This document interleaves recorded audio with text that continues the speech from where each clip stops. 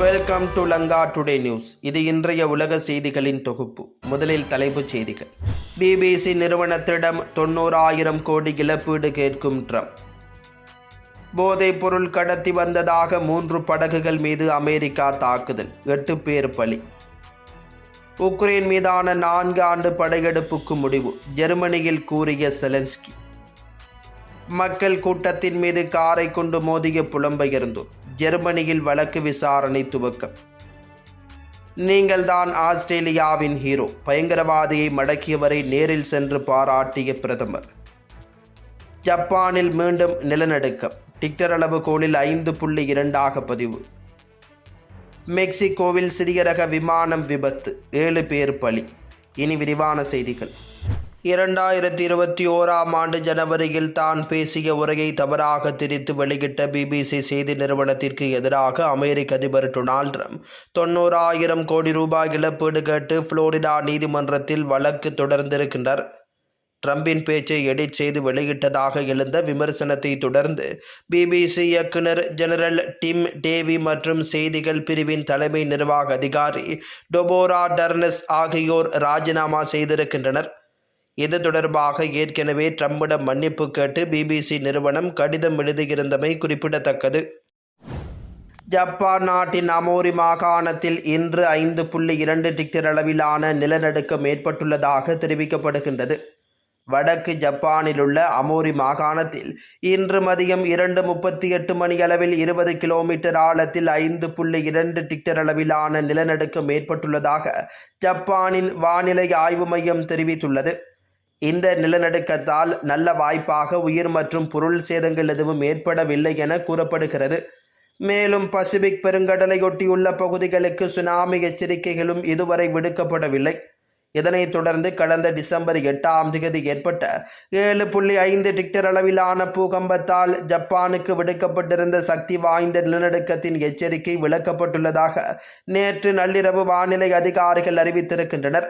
முன்னதாக அமோரி மாகாணத்தில் கடந்த டிசம்பர் 12ஆம் தேதி ஏற்பட்ட 6.7 டிக்டர் அளவிலான பூகம்பத்தை தொடர்ந்து பசிபிக் பெருங்கடலையொட்டியுள்ள பகுதிகளுக்கு சுனாமி எச்சரிக்கைகள் விடுக்கப்பட்டிருந்தமை குறிப்பிடத்தக்க விடயமாகும். ஆஸ்திரேலியாவின் நியூ சவுத் வேல்ஸ் மாகாணத்தின் சிட்னி நகரில் போண்டி என்ற இடத்தில் உள்ள கடற்கரை மிக பிரபலமானது. அந்த கடற்கரையில் கடந்த ஞாயிற்றுக்கிழமை யூதர்கள் நிகழ்ச்சி நடந்து கொண்டிருந்த போது அங்கு வந்த 2 மர்ம நபர்கள் கண்மூடித்தனமாக துப்பாக்கி சூடு நடத்தியிருக்கின்றனர். இதில் அப்பாவி பொதுமக்கள் 15 பேர் பலியாகி இருக்கின்றனர். இதற்கிடையே துப்பாக்கி சூடு நடத்தியவர் மீது பாய்ந்து துப்பாக்கியை பிடுங்கிய அல் அகமதுக்கு பாராட்டுக்கள் குவிந்து வருகின்றன. அவர் சிட்னியின் சதர்லேன் பகுதியில் வணிக வளாகம் நடத்தி வரும் அல் அகமது என தெரிய வந்திருக்கின்றது. இந்த நிலையில் ஆஸ்திரேலிய பிரதமர் அந்தோனி அல்பானிஸ் மருத்துவமனையில் சிகிச்சை பெற்று வரும் அந்த அகமதுவை நேரில் சென்று நலம் விசாரித்திருக்கின்றார். இது தொடர்பாக அல்பானிஸ் சமூக வலைதளத்தில் வெளியிட்டுள்ள வீடியோவில், அகமது, நீங்கள் ஒரு ஆஸ்திரேலிய ஹீரோ. சிட்னி கடற்கரையில் மக்களை காப்பாற்ற உயிரை பணயம் வைத்து பயங்கரவாதியிடம் இருந்த துப்பாக்கியை பிடுங்கி சரணடைய வைத்த உங்களுக்கு ஒவ்வொரு ஆஸ்திரேலிய மக்களின் சார்பாகவும் நன்றி கூறுகின்றேன் என தெரிவித்திருந்தார். வெனிசுலா, மெக்சிகோ உள்பட பல்வேறு நாடுகளிலிருந்து அமெரிக்காவுக்கு போதைப்பொருள் கடத்தி வரப்படுவதாக ஜனாதிபதி ட்ரம்ப் குற்றம் சாட்டி வருகிறார். மேலும் வெனிசுலா அதிபர் போதைப்பொருள் கடத்தலுக்கு ஆதரவு அளிப்பதாகவும் இதனால் அந்த நாட்டின் மீது போர் தொடுக்க உள்ளதாகவும் ட்ரம்ப் எச்சரிக்கை விடுத்துள்ளார். இதற்காக வெனிசுலா எல்லையில் போர்க்கப்பல்களை அமெரிக்கா நிறுத்தியிருக்கிறது. மேலும் வெனிசுலாவுக்கு சென்ற எண்ணெய் கப்பலையும் அமெரிக்க படைகள் தடுத்து நிறுத்தி தங்கள் நாட்டுக்கு கொண்டு சென்றுள்ளன. அதேவேளை கடல் வழியாக போதைப்பொருள் கடத்தி வரும் கும்பல் மீது தாக்குதல் நடத்தவும் ட்ரம்ப் உத்தரவிட்டுள்ளார். அதன்படி கடல் வழியாக படகில் போதைப்பொருள் கடத்தி வரும் கும்பல்கள் மீது அமெரிக்கா தாக்குதல் நடத்தி வருகிறது. இந்த தாக்குதலில் இதுவரை 80க்கும் மேற்பட்டோர் பலியாகி இருக்கின்றனர். இந்த நிலையில் கிழக்கு பசிபிக் பெருங்கடல் வழியாக போதைப்பொருள் கடத்தி வந்ததாக சந்தேகிக்கப்படும் 3 படகுகள் மீது அமெரிக்கா இன்று தாக்குதல் நடத்தியிருக்கிறது. இந்த தாக்குதலில் மொத்தம் 8 பேர் பலியாகி இருக்கின்றனர். இந்த தாக்குதலால் பசிபிக் கடல் பகுதியில் பதற்றம் நிலவி வருகின்றது. மெக்சிகோ நாட்டின் மத்திய மாகாணத்தில் சிறிய ரக விமானம் ஒன்று விபத்தில் சிக்கியதில் 7 பேர் பலியானதாக தெரிவிக்கப்படுகின்றது. மெக்சிகோவின் அகாபுல்கோ நகரத்திலிருந்து நேற்று 8 பயணிகள் மற்றும் 2 பணியாளர்கள் என 10 பேருடன் தனியாருக்கு சொந்தமான சிறிய ரக விமானம் பயணம் மேற்கொண்டிருக்கிறது. இதனைத் தொடர்ந்து விமானம் சான் மெடியோ அடென்கோ எனும் பகுதியின் அருகே வந்தபோது விபத்தில் சிக்கியுள்ளதாக தெரிவிக்கப்படுகிறது. இந்த விபத்தில் பலியான 7 பேரின் உடல்கள் இதுவரை மீட்கப்பட்டிருக்கின்றன. மேலும் மாயமான 3 பேரின் நிலை குறித்த விசாரணைகள் நடைபெற்று வருகின்றன. இந்த நிலையில் விமானத்தில் ஏற்பட்ட கோளாறால் விமானி அங்குள்ள கால்பந்து விளையாட்டு திடலில் விமானத்தை தரையிறக்க முயற்சித்ததாகவும் அங்குள்ள ஒரு கட்டடத்தின் மீது மோதி தீப்பற்றியதாகவும் உள்ளூர்வாசிகள் குறிப்பிடுகின்றனர். இருப்பினும் இந்த விபத்துக்கான முழுமையான காரணம் குறித்து மெக்சிகோ அதிகாரிகள் தொடர்ந்து விசாரணை நடத்தி வருகின்றனர். இதனையடுத்து தீப்பற்றிய இடங்களிலிருந்து சுமார் 130க்கும் அதிகமான மக்கள் முன்னெச்சரிக்கை நடவடிக்கையாக வெளியேற்றப்பட்டதாக சான் மெடியோ அடென்கோவின் மேயர் அனா முனிஸ் தெரிவித்திருக்கின்றார்.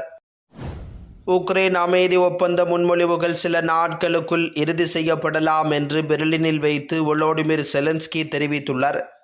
ஜெர்மனியின் பெர்லின் நகரில் நடந்த பேச்சுவார்த்தையின் போது அமெரிக்க அதிகாரிகளுடன் விவாதிக்கப்பட்ட வரைவு அமைதி திட்டம் மிகவும் சாத்தியமானது என்று உக்ரைன் ஜனாதிபதி வோலோடிமிர் செலன்ஸ்கி தெரிவித்துள்ளார். அவர் இந்த திட்டங்கள் இறுதி செய்யப்பட்டால் அடுத்த வார இறுதியில் அமெரிக்காவில் மேலும் சாத்தியமான சந்திப்புகளுக்கு முன்பு அவை கிரெம்ளினுக்கு வழங்கப்படும் என்றும் குறிப்பிட்டுள்ளார். இதனை உக்ரைன் மீதான கிட்டத்தட்ட 4 ஆண்டு படையெடுப்பை முடிவுக்கு கொண்டுவரக்கூடிய அமைதி ஒப்பந்த முன்மொழிவுகள் என்று செலன்ஸ்கி குறிப்பிட்டுள்ளார். முன்னதாக உக்ரைன் மற்றும் ஐரோப்பாவிலிருந்து சுமார் 90% சமாதானமான திட்டத்தில் ஒருமித்த கருத்து இருப்பதாக அமெரிக்கா திங்களன்று தெரிவித்திருக்கிறது. அப்போது நாம் எப்போதும் இல்லாத அளவுக்கு இப்போது ஒரு சமாதான தீர்வுக்கு நெருக்கமாக இருக்கின்றோம் என்று நினைக்கின்றேன் என டொனால்ட் ட்ரம்ப் தெரிவித்திருக்கின்றார். ஆனால் விளாடிமிர் புடினின் படையெடுப்பு படைகளால் கைப்பற்றப்பட்ட உக்ரைன் பிரதேசத்தின் தலைவிதி உட்பட முக்கிய பிரச்சனைகள் இன்னும் தீர்க்கப்படவில்லை என்று செலன்ஸ்கி எச்சரிக்கை விடுத்திருக்கின்றார். மேற்கத்திய நாடுகள் இந்த ஒப்பந்தத்தை சுற்றி ஒன்றுபட்டிருந்தாலும் இந்த முன்மொழிவுகளால் ரஷ்யா மகிழ்ச்சியடைய வாய்ப்பில்லை என்று கூறப்படுகிறது. ஏனெனில் இதுவரை பெர்லின் பேச்சுவார்த்தைகள் குறித்து ரஷ்ய ஜனாதிபதி விளாடிமிர் புடின் எதுவும் குறிப்பிடவில்லை. அத்துடன் ரஷ்யா ஒரு தற்காலிக போர் நிறுத்தத்தை அல்ல, ஒரு விரிவான சமாதான ஒப்பந்தத்தையே விரும்புகிறது என்று ரஷ்ய செய்தி தொடர்பாளர் டிமிட்ரி பெஸ்கோவ் செவ்வாயன்று மீண்டும் வலியுறுத்தி இருக்கின்றார். ஜெர்மனியில் மக்கள் கூட்டத்தின் மீது வேண்டுமென்றே காரை கொண்டு மோதிய புலம்பெயர்ந்தோர் தொடர்பிலான வழக்கு விசாரணை துவங்கியிருக்கிறது.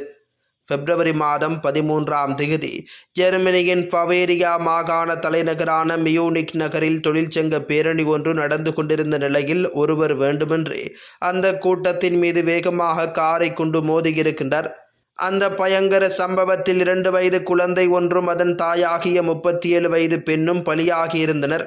குழந்தைகள் உட்பட 42 பேர் படுகாயமடைந்தனர். ஆப்கன் நாட்டவரான அந்த நபருடைய பெயர் ஃபர்ஹாட் ஏன் என தெரிவிக்கப்படுகிறது. புகலிடம் கோரி ஜெர்மனி வந்ததாகவும் தெரிவிக்கப்படுகிறது. அவருடைய புகலிட கோரிக்கை நிராகரிக்கப்பட்டதாக அதிகாரிகள் கூற அவரோ தான் சட்டப்படிதான் ஜெர்மனியில் வாழ்ந்து வருவதாக தெரிவித்திருக்கின்றார். அவர் கைது செய்யப்பட்ட போது உலகம் முழுவதிலும் இஸ்லாமியர்கள் அனுபவிக்கும் கஷ்டங்களுக்காக தான் ஜெர்மனியில் யாரையாவது கொல்ல கடமைப்பட்டுள்ளதாக தான் நம்புவதாக தெரிவித்திருக்கின்றார். இந்த நிலையில் ஃபர்ஹாட் மீதான வழக்கு விசாரணை இன்று மியூனிக் நீதிமன்றம் ஒன்றில் துவங்கியிருக்கிறது. 2026ஆம் ஆண்டு ஜூன் மாத இறுதியில் அந்த வழக்கு விசாரணை முடிவடையும் என எதிர்பார்க்கப்படுகிறது.